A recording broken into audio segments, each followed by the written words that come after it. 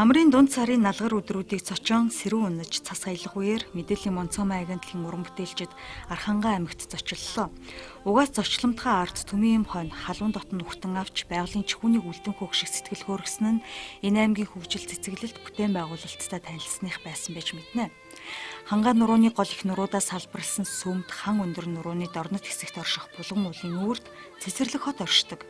1980 м үнэмлэхийн өндөртөө хад асагт булган уул цэцэрлэг хотынхны сүсэглэн залбирдаг шүтэн хархан. Хизэнээс нааш инэртэй бурхантай булгуулыг холын гичин бурхантай уул гэж таньдаг.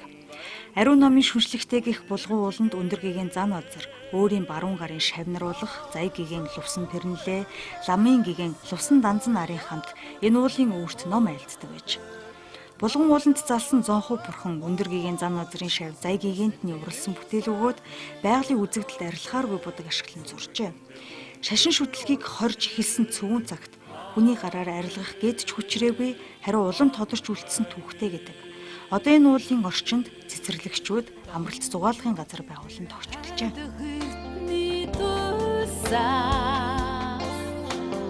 Долоон бурхан одны ивэлт гилбана Тавилан заяаг тэтгсэн богд зонхын милминээс тахран аргадах гурван тамирын хөвөөнө Булган уулын үр чонтын хөндөй хэмэх газарт заяын хүрээ бий. 1586 онд анх шавыг нь тавьж байжээ. Харин 11-р жарны цагаагчин хонин жил 1631 онд өргөтгөн сэлбэж заяын хүрээний анхны том дугуй хийдүүдийг барьж эхэлсэн байна. Ийхүү заяын хүрээний суурин дээр Архангай аймгийн Эрдэнэ булган сум буюу цэцэрлэг хот үүсэн хөгжсөн түүхтэй. Тэр хүрээнд зай бандад хутагт лувсан пэрнлээ болон лувсан жигмэд дорч нарын шарил хадгалагдж үлджээ. Их хилмигдүүлэлтийн үед тэдгээр шарилыг устгахаар оролдож чулуун модоор хичнээн цохиодч гэмтээгүй тул суураг дор буцаан байршуулсан гэдэг. Гигантнүүдийн шарилыг 3 жилийн өмнө суургаас гаргаж алттан аймгийн хийдэд залсан байна.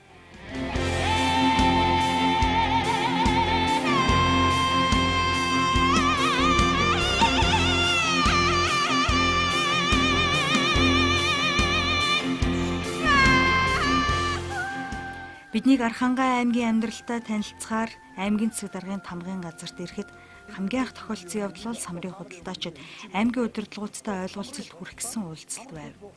Самрын чинжүүд сум орон нутгийнхаа удирдлагуудтай гэрээ байгуулж 1 кг санмар тутамд 800 төгрөгийн татвар төлдөг байж. Тухайлбал Архангай аймгийн их тамир суманд л гэхэд энэ сард 38 сая төгрөгийн татвар төлсөн тухай чинжүүд ярьлаа. Гэтэл хууль журамд баригдан төлсөн самраа хураалгах чад байгаа нь энэ дэрх шалтгаан нь байжээ. Бид нар их тамир суманд 16 сая төгрөг тушаасан. Орон нутгийнхаа одоо тэр 800 төгрөг гээд та нар зүгээр нэг гэрээ үзүүлээд тэргээрээ зүгээр байх юм байхгүй шүү. Гэж шууд тэгэл битүүмжлээ тэгэл явж ин лээ. Одоо муудах юм бол энэ өөрөө аюулгүй аюултай байхгүй. Байгалийн бүтээгдэхүүн болохоор ямар нэгэн байдлаар хөгжсөрчих юм бол хинт чирэггүй хог болчих гээд байгаа байхгүй та.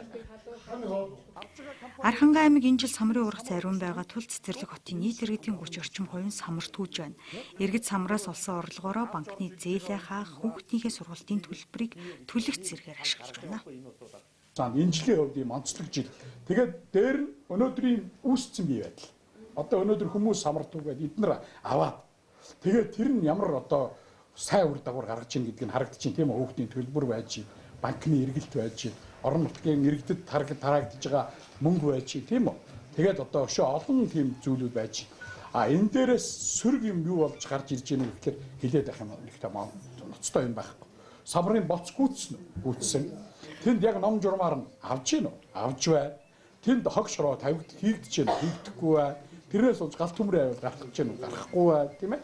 Ингээд нэг тийм одоо сөрөг юм байгаль орчинд тохироод байгаа одоо тийм сөрөг юм байхгүй байгаа учраас нөхцөл байдалд тааруулж ямыг шийдвэр гаргаж өгөөч. Засгийн газрын шийдвэр гаргаад өгөөч. Тийм үү? Аймгийн удирдлагууд иргэдийн амжиргааг бодсон ч татвар, сум, орон нутагт хуримтлах хөрөнгөө бодсон ч самрын борлуулалтыг дэмжмээр байгаач байгаль орчны тухай хууль журам нь цаг үетэйгээ уялдаагүйгээс яагч аргагүй байдалтай байцгаана. Архангай аймаг 92,800 хүн амтай. 2015 оны аймгийн захиргаанаас эргэн таны төлөө жил болгон зарлажээ. Ингэснээр ирээдүйн аж амьдралыг дээшлүүлэх, тогтвортой амьдрах орчныг бүрдүүлэхэд чиглэсэн төслүүд санаачлан хэрэгжүүлж байна. Тухайлбал Цэцэрлэг хотод гудамж төсөл хэрэгжээд эхэлжээ. Цэвэр цэмцгэр орчин үеийн хотын төлөө бүтээн байгуулалт эхлүүлсэн Архангай аймаг оноос хойш орон сууц сургууль цэцэрлэг, эмнэлгийн 10-аад барилга байгууламж явуулжээ. Сум болгон өөрийн гэсэн бүтээгдэхүүнтэй болохыг зорьсноор шинээр ажлын байрууд нэмэгдэж иргэдийн амжиргааг дээшлүүлэх нөхцөлийг бүрдүүлж байна. Энэ онд аймгийн нийт иргэдийн банкнд мөнгөн хадгаламж 53 тэрбумд хүрч 2012 оноос 43.2 хувиар нэмэгджээ. За ингээд манай сайхан нутагт цаг тавтай морилцгоо. Ингээ ямар ч байсан нэг аймагт ийм том Монголын ийм том хэвлэл мэдээллийн хэрэгсэл ийм том бүрэлдэхүүн ингэж одоо бас нэг одоо зохицоороо олноороо ингэж ирнэ гэдэг бол бас нэг талдаас чившаалтай асуудал. Арангай аймагт 15 бодиттой ажил хийсэн байна. 15 хамгийн том нь одоо энэ гудамж төсөл. За тэгээ төрийн байгууллагын хүрээнд гэх юм бол энэ нэг цонхны үйлчлэгээг бүх сумдаа нэвтрүүлж бодиттой ажил болгосон. Өөр нэг ч аймаг ийм болж чадаагүй байна. Зарим нь бүр устгацсан байж байгаа. Энэ явуулын нэг цонхны үйлчлэгээний машинаар бол бид нар ямар зорилго тавьсан гэхээр төрийн үйлчлэгийг баг дээр бүр тэр малчтын хотод хүргэж үйлчлэе гэдэг. Ийм одоо зорилго тавиад энийг хэрэгжүүлээд явж байгаа. Энэ жил одоо жишээ энэ машинаар бид нар хөдөлмөрийн нөгөө магадлах комисс гэж байдаг шүү дээ. Тэр комиссийг одоо жишээ нь Эрдэнэ мандал суманд аваачиж ажиллуулсан. Тойргийн бүх сумд нэрээд бүх сумдаас аймгийн төв төрж группээ сонгуулдаг нөгөө үйлчлэгт ордог байсан бол яг одоо тэр хаяанда гэрээхээ гадна очиад үйлчлүүлж. Дээр нь одоо бид нар бол 15 хоног юу гэж ямар зорилт тавьсан гэхээр иргэн таны төлөө гэдэг жил болгосон. Бид бүгдээрээ ярьж байгаа. Ерөөсөө энэ яг үгүй засаг даргын хөтөлбөр тусгагдсан, за мөн засгийн газрын хөтөлбөр тусгагдсан. Ногоон аялал жуулчлал, ногоон эдийн засаг, ногоон хот байгуулалт, ногоон нийгэм. Энэ бол Архангай аймгийн хөгжлийн бодлого. Хүн төрөлхтөн хөгжлийн загвараа ногоон үзэлд суурилж байгаа энэ цаг үед Архангай аймаг Монгол Улсын хувьд ногоон хөгжлийг сонгосон анхны аймаг болж байна. Ногоон гэдэг үгний цаана байгаль орчин, хүн ардас сөрөг нөлөөллийн эсрэг эрүүл ээлтэй бодлого хэрэгжинэ гэсэн үг. Үүний төлөө ахмад наснуудынхаа мэдлэг туршлагыг ашиглан бодлогынхон чиглэл бүр дээр зөвлөхөөр ажиллуулж эхэлсэн нь бас л нэг сайн жишээ. Арын сайхан хангай нутаг минь эхэлдэг аргамаг хурдан хүлэг минь. Эрдэнэ булган сумын 2 дугаар багийн мянгат малчин Эрхэн Баярынх 17 жил Тэнгэр газрын завсар хөөрч пунш хүрчи явсан Эрхэн Баяр одоо л хөрс газартаа байгалийн шимийг хүртэж аваа мянгат малчин. Гавьяаныхаа амралтандаа гарч малын хишиг буйныг дагсан түүний өрх бүл өнөөдөр 300 гаруй бог малаа 1400-аас давуулж 5 хүрээ 10 дахин үржүүлчихсэн. Дээр нь 100 гаруй адуутай аж төрж байна. Зүгээр сухыг үздэггүй түүний хөдөлмөрчсөн анх ганцгийн 8-нд ад сорьсон ч бүтлгүй юм болоогүй тул малын зах бараацсан нь болжээ. Халуун хушууд малынхаа буйныг түмэнтэйгээ хуваалцсан. Юу байгаагаа харамгүй хуваалцдаг тэрээр аймгийнхаа улаан загалмай хорооны идэвхтэй гишүүн. Олон ч өрх түүний дэмжлэгээр идэх хоолоо залгуулж ач тусыг хүртэж иржээ. Түүний инэрэнгүй энэ үлсийн гэрчилж Ингэрт нь Монголын улаан загалмай нийгэмлэгийн нэгүсэл мөнгөн медаль гэлцгажээ. Тэгээ одоо сүүлдээ энэ олон мал болоод ирэхээр 2 малч авсан бэ. Тэгээ нэг сайлчинтай. Тэгэл энэ эдийг бас залинжуулна, амьдрал хавган харна, гэр мэр барьж одоо нэг нь бол авгаа хөхтэй болгож ором найр майр янз бүрийн бүх юм хийж гисэн. Одоо тэр анх авсан малчин маань 4 хүүхэдтэй өнөртгөө айлуулсан. Гаваач байна. Цалинжуулныхээр ойролцоогоор хэдээр цалинжуулдаг юм бол? Ер нь бол нэг багцаалдуулаг бас өгж байгаа юм бол нэг 5-600 мянгаар цалинжуулаад байгаа. Одоо мал өгнө. Дээр нь тэгээд ичийн, эд шоолын өгнө. Тэгээд бас бэлэн мөнгө өгдөг. Ингээд нэг нийт ингээд юугаа үнэлээд ахаар бол нэг 5-600 мянган засаар цалинжиж байгаа гэж боддгийн. Тэгээ бас нөгөө нийгмийн даатгал матгалын төлөв нэтрэж. Одоо нэг хөдөө бол одоо жинхэнэ нэг жижиг дунд үйлдвэр гэдэг чинь хөдөө бол байгаа л байна. Одоо ингээд ажилчин аваад тэрийгэ цалинжуулаад тэгэл манай эхнэр бас энэ эдээ цагаа аваал байна. Энэш одоо өөрөө хэрэглэн амтай ах トゥ дүгнэ. Хэдийгээр хожим малын бараа дагсан ч гэсэн Эрхэн Баяргаагаас судлах туршлага үнэндээ ариун юм. Гэргийн инх байгаль нь цагаан эдэгээ боловсруулахын хажуугаар цуслангийнхаа усны голдролыг сайжруулахын тулд бургас, улиас зэрэг 10-аад төрлийн 100-аад мод тарьжээ. Цаашид тарих модоо 1000 хүргэнэ гэж байна. Эднийх мөн 2 га талбайд овёс тарьдаг бөгөөд жилдээ 10 тонн орчим ургац хураа авдаг байна. Үүнийхээ 7 тонныг нь өөрөө хэрэглэж үлдсэнийг нь борлуулдаг гинэ. Тэрээр мөн аймгийнхаа ногоон хөгжлийн бодлогод саналаа явуулжээ. Удахгүй хариу нэрх бахаа гэж сүлээд сууна.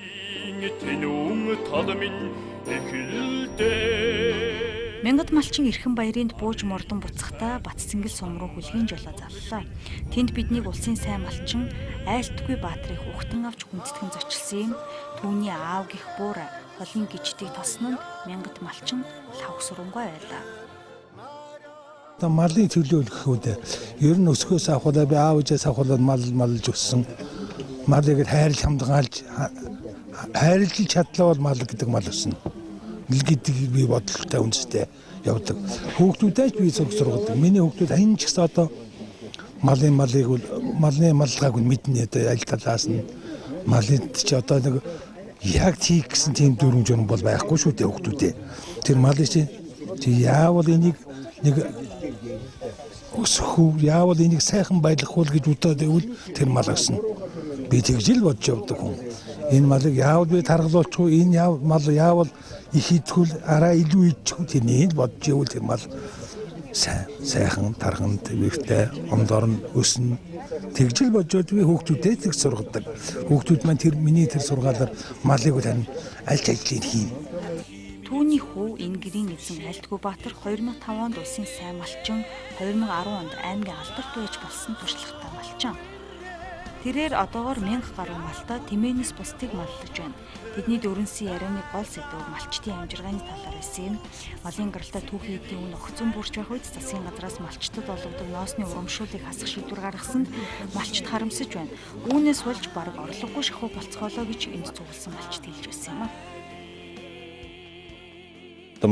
Махыг хэрэгцээг нь яхан ихсгээд гадагш нь гаргадаг ч юм уу явах юм бол гүйлгээ юу тал нүн өртгөн арай өсгöd яах юм хэрэгтэй бай. Тэгээд одоо түүхий ноос үнэ хашиг яхан урамшууд энэ төрийн олддог болгох зүгээр юм. Одоо бид бол чирээс орлогогүй болчих гээд байна шүү дээ. Түүхийд ч өмнөгөө онны нөхий одоо малын арьс нөхий ерөөс өмнөгөө болсон шүү дээ. Одоо 1000 төгрөг 2000 төгрөг гээл онны нөхийг одоо шууд өлөнтэй наашаад өгөх тийм байна. Бидэнтэй уулзсан малчид нэг л зүйл шүүмжлэлтэй хандаж асуудал хүндсэн нь орон нутгийн хөдөө аж ахуйн биржийн үйл ажиллагааны уялдаатай холбоотой юм. Чэнжүүд хүний хүлхүр хаач очиж чадаад байхад хөдөө аж ахуйн биржийн чимээ сурган тасарчихсан байдаг. Уг нь чэнжээр зуучлуулснаас биржтэйгээ шууд харьцах нь хин хиндээ нэмэртэй байх байсныг төр засагтай хандаж үг дайлгасныг бид энд уламжилж байна.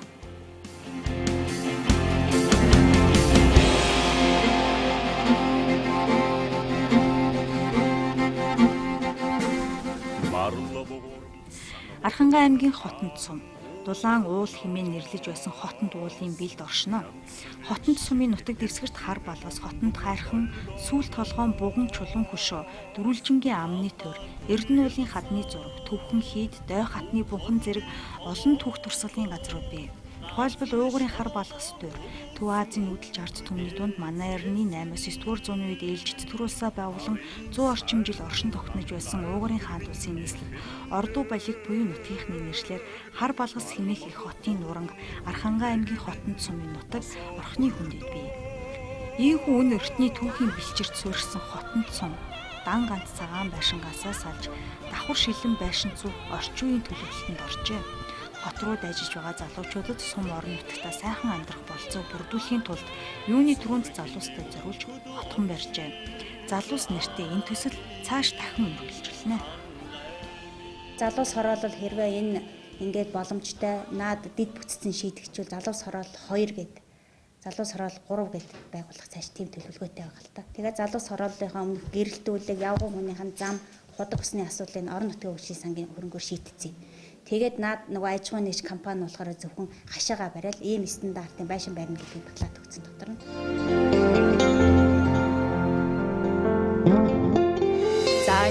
Орон нутаг өөрийн олсон орлогоо өөрөө өөртөө захиран зарцуулах эрхтэй болсны үр дүн ингэж илэрч байна.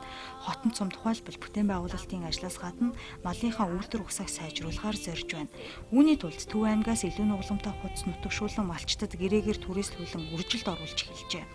Мөн малчтын усны хэрэглээг хангахын тулд 2 утаг шинээр гаргасан байна. Орон нутгийн хөгжлийн сан болон сум хөгжүүлэх сангийн хөрөнгөөр энэ мэт олон ажил хийгдэх болжээ. Архалхийн тэнүүн тал минь эхэлдэг арын сайхан хангай нутаг минь үнэртдэг. Иймэрхүү бүтээн байгуулалт өрнөж байгаа дараагийн жишээг төвшрүүлэх сумаас үзүүлээ. Төвшрүүлэх сумын соёлын төв 1959 онд ашиглалтанд орсон. Тухайн үедээ л орчин үеийн барилгын үр хидтэй анхны барилга нь байж одоо ч шинэ мэт өнгөлөг үлдсэн хуучны клуб улсын тэргүүний соёлын төв болох зорилт тавьжээ. Төвөөс ирсэн соёл урлагийн салдартнууд тоглолтоо хийхээр эрэхтэй цэвэр цэмцгэр тогт тухтай байдлыг нь ихэд үнэлдэг гэнэ. Сумын төвийн тайзнаас Монгол Улсын соёлын гавьяа зүтгэлтэн хуушаан, дашням, соёлын тэргүүний ажилтан авир мэд зэрэг олон алдартан төрөн гарчээ. Төвшрүүлэх сумын орлогоо нэмэгдүүлэх нэг бүтээгдэхүүн бол аялал жуулчлал юм. Энэ суманд ирсэн зорин эрхсдийн дийлэнх нь гигантны аршааныг зордгоо. Олонний хөл тасардаггүй энэ жимийг эдийн засгийн эргэлтэнд оруулах бололцоо бий гэж нутгийн олон үздэг. Аялагчдад зориулсан амарч тухлах гэр, халуун хоол цай барих хоолны газар гээд юу ийс байж болох вүлээ. Өөрийн домог түүхтэй энэхүү аршааныг анх зай гигийн нутгаар ан ав хийж газар нутаг үзэж явахдаа нээсэн хэмээн үздэг тул гигантны аршаан гэж нэрлэх болсон байна. Борг бургастын аршаанд ходоод, элэг цус, дарал, нүд, сав, бөөр, зүрх, толгоо гээд тус тусад нь тэмдэг хатчихсан байх юм. Бас зай гигэний ууж байсан аршаан, амарч хөвддөг байсан оргээд дундаа хонхортой том чулуу байдаг нь байгалийн бас л нэг сонин тогтцоо. Соёлын гавьяа зүтгэлт ингээд хуушаан, ил хуушаан, одоо ил дашнам гэж хоёр өмнө төрсөн ахтуу хоёр. Энэ хоёр маань бол одоо ингээд хуушаан гоо нь бол одоо залуу үедээ бол энэ аршааны бүтцийг энтгэхт авчиж шинжилж яхад бол айгүй сайн бүтцтэй аршаан гэж гарч ирсэн байсан. Энийг бас энэ жил бол одоо аршаан судлаач одоо намбаргаа манай энд аршааныг ирж үзээд энэ бол одоо кальцийн өндөр агуулмжтай, зэсийн агуулмж өндөртэй. Монгол улсад бол зэсийн агуулмжтай хоёр аршаан байдаг. Нэг нь хинтид байдаг, нэг нь одоо танаа энэ архангаа энэ төвшрүүлэхийн боргостой аршаан юм байна гэдгийг тогтоогоод тэгээд ерөнхийдөө энэ аршаануудыг яаж уух вэ, ямар зааварчилгаатай байх вэ гэдэг нарийн юмнуудыг бол одоо манай суманд гаргаж өгч явсан байна. Бидний очсон сум бүрт амьдралын хүү бүтээн байгуулалтаар өрнөж байна. Ногоо хөгжлийн үзэл баримтлал суурилж олон нийтийн оролцоонд тулгуурсан орон нутгийн хөгжил өрнөн байна.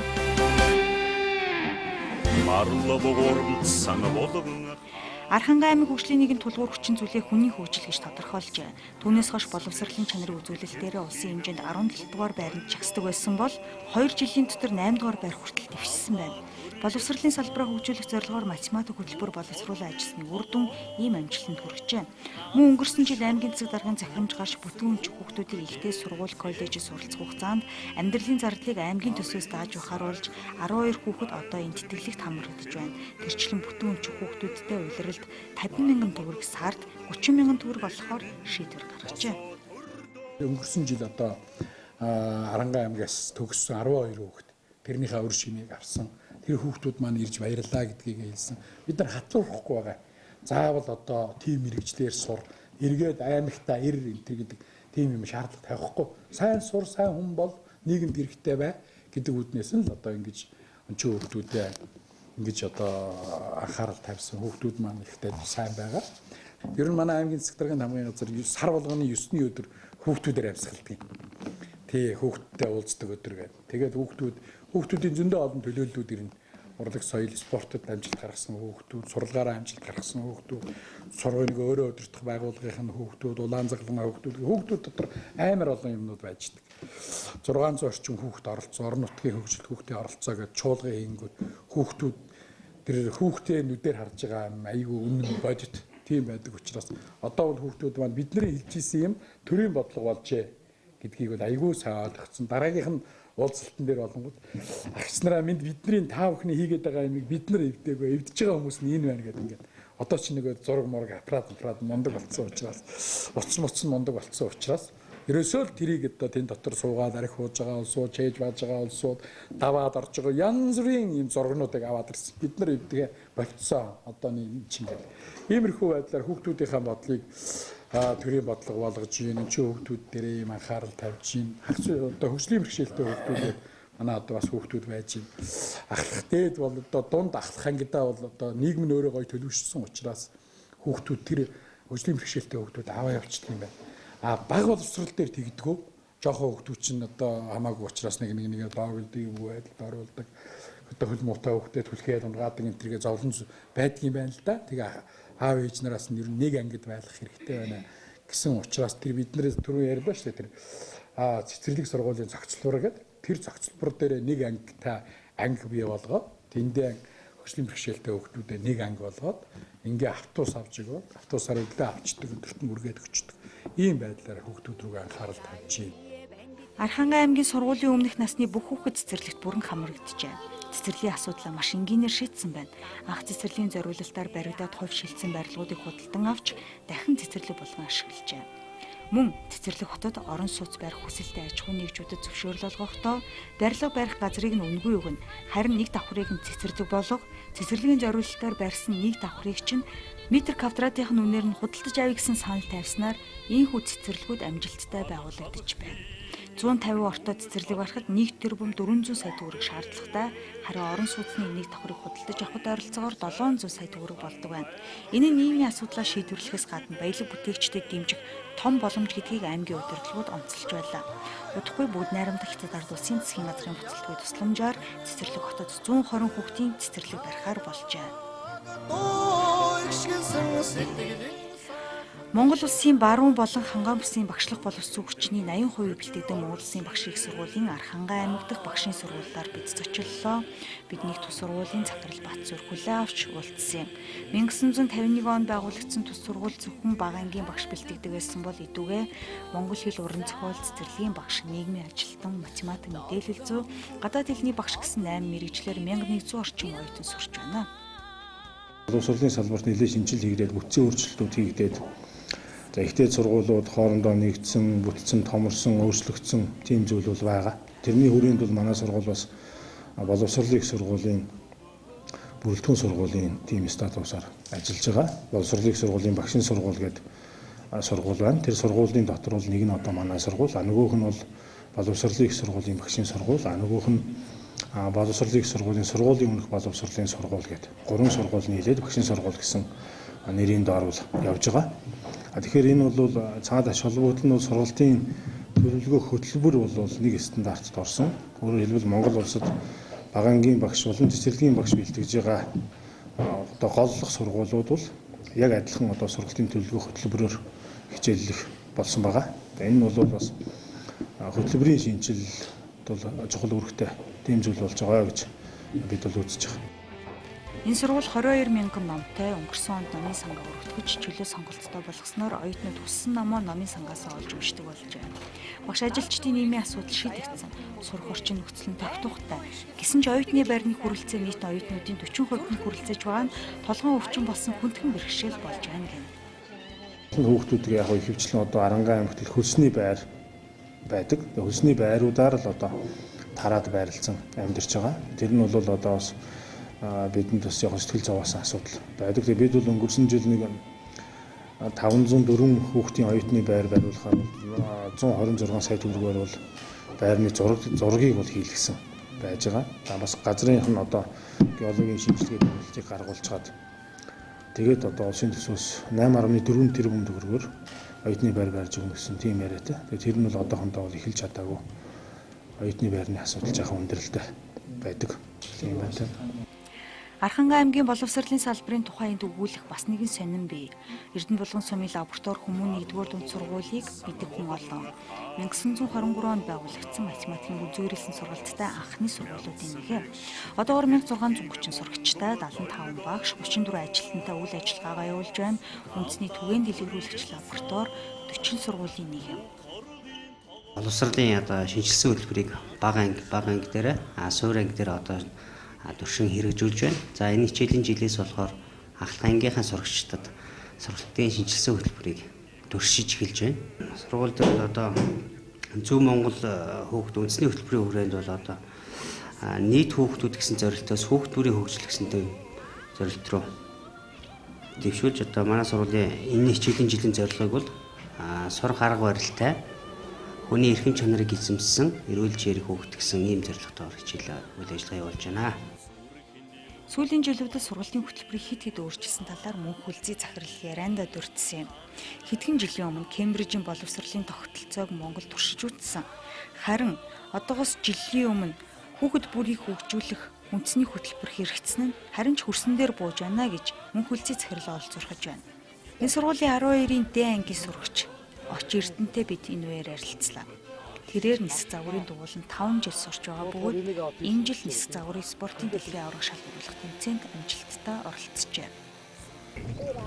Би онгоцоо дэлхийн аварга зориулж нэг шинэ онгоц хийсэн. Тэгээд тэр онгоцоо болохоор 3 сараас 6 сар хүртэл 3 сарын хугацаанд хийж нисгэж туршиж үзсэн. Тэгээд 7 сарын 21-ээс 8 сарын 1 хүртэл энэхүү тэмцээн дэлхийн аваргын тэмцээн маань болсон. Тэгээд энэ тэмцээнд би F1 H болон F1 A төрлөөр амжилттай оролцоод ирсэн.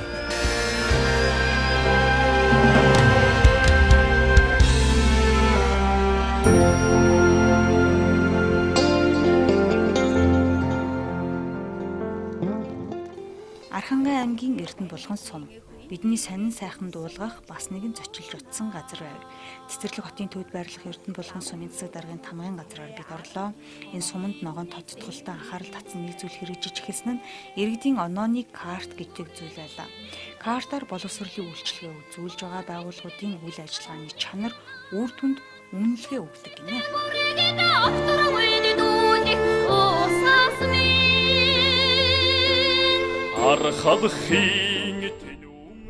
Архангай аймаг концессийн гэрээгээр 8 тэрбум төгрөгийн өртгөр шин цэвэрлэх байгууламж байгуулах боломжтой гэж үзэж байна. Гэтэл эдийн засгийн хүндрэлээс болж төрөөс энэ ажлыг хийх тендер зарлаж чадахгүй байгаа юм байна. Тиймээс өөрсдөө бүгд найрамдах Солонгос улсын Global Pyrotex компаниас тусламж хүсч дэмжлэг авахар болж байна. Үйл нэгэнт ирж Улаанбаатар хэдийнээс харлахшгүй татаад эхэлчихсэн аймгийн төвд ялгаагүй зовлон нэгтэй болж байна. Утаагүй зуух нэвтрүүлэх санаачлаг гаргасан ч үр дүнд хүрэхгүй байна гэж нутгийн удирдлагууд бичирлэж байлаа. Хэдийгээр цэвэр агаар төслийг Архангай аймагт хэрэгжүүлэх саналыг холбогдох албаны хүмүүст хүргүүлсэн ч зөвхөн Улаанбаатар хотод хэрэгжүүлнэ гэсэн хариу өгч 486 мянган төгрөгөөр утаагүй зуух худалдаж авч ашиглажээ. Харамсалтай нь орон нутгийн иргэд тийм хэмжээний мөнгөөр зуух худалдан авчиж чадахгүй гэдгээ учирлаж тал үнээр нь авах хүсэлтэд тавьсан ч хүлээж аваагүй байна. Ийхүү бидний Архангай аймгийн бүтээн байгуулалтын ажилтай танилцсан аялал энд хүрээд өндөрлөж байна.